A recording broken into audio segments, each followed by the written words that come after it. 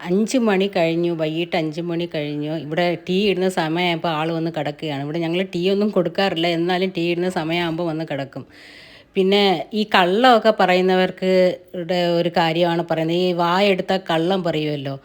അവർ വിചാരിക്കും നമ്മൾ കള്ളം പറയുമ്പം മറ്റുള്ളവരത് വിശ്വസിക്കുന്നു എന്നാണ് അവർ വിചാരിക്കുന്നത്. പക്ഷേ അങ്ങനെയല്ല.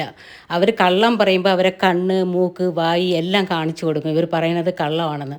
നമ്മളും അത് വിശ്വസിച്ചിട്ട് ഓക്കെ എന്തോ പറയുന്നു എന്ന് പറഞ്ഞ് നമ്മൾ പോവും. അവരെന്താ വിചാരിക്കുന്നത്, നമ്മളവർ ഫൂളാക്കിയെന്നാണ് വിചാരിക്കുന്നത്. പക്ഷേ അങ്ങനെയല്ല. നമ്മളാണ് അവരെ ഫൂളാക്കിയിരിക്കുന്നത്. നീ എന്തോ കള്ളം പറയുന്നു, ശരി പറഞ്ഞുകൊണ്ടിരിയെന്ന് പറഞ്ഞുകൊണ്ടാണ് നമ്മൾ പോകുന്നത്. അതവർക്ക് മനസ്സിലാകത്തില്ല. പക്ഷേ എന്ത് കള്ളം പറഞ്ഞാലും ഈ പ്രപഞ്ചം അതൊക്കെ നോക്കിക്കൊണ്ടിരിക്കുന്നതാണ്.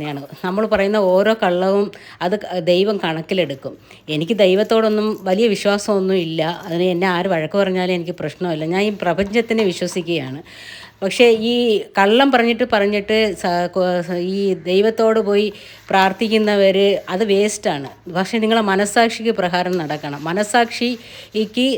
നിങ്ങളുടെ മനസ്സാക്ഷിക്ക് കള്ളം പറയാതെ ജീവിക്കാൻ പഠിക്കണം. അതാണ് നല്ലത്. ഞാൻ എൻ്റെ മനസ്സാക്ഷിക്ക് യാതൊരു വിധത്തിലും ദ്രോഹം ചെയ്യാതെയാണ് ഞാൻ ജീവിക്കുന്നത്. ആരുടെ പണത്തിനോ ആരുടെ ഇതിനോ ഒന്നിനും ആഗ്രഹിക്കാത്ത ഒരു പെണ്ണാണ് ഞാൻ. എനിക്ക് ദൈവം തരാനുള്ളത് എവിടെ ഇരുന്നാലും തരും. എനിക്ക് തരണമെന്ന് വിചാരിച്ചാൽ ദൈവം തരികയില്ല. ഞാൻ തലകുത്തറ നിന്നാലും തരില്ല. എനിക്ക് എൻ്റെ ജീവിതം ഇങ്ങനെയേ ഉള്ളൂ, ഇത്രയേ ഉള്ളെന്ന് ദൈവം ആൾറെഡി ഫിക്സ് ചെയ്തതാണ്. ആ ഫിക്സ് ചെയ്ത ജീവിതത്തിൽ ഞാൻ ഒരുപാട് മാറ്റങ്ങൾ ഒക്കെ നോക്കിയൊക്കെ നടക്കാൻ ഞാൻ പറ്റത്തില്ല.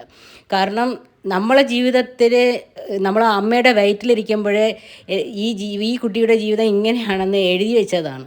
അതൊന്നും ആരും മാറ്റാൻ പറ്റത്തില്ല. ഒരുപാട് പണം വെച്ചിരിക്കുന്നത് കൊണ്ടോ ഒരുപാട് സ്വത്ത് വെച്ചിരിക്കുന്നത് കൊണ്ടോ അവരൊക്കെ ഹാപ്പിയായിട്ട് ജീവിക്കുന്നതെന്നൊന്നും വിചാരിക്കരുത്. അവരവരുടെ പ്രശ്നം അവരവർക്കറിയാം.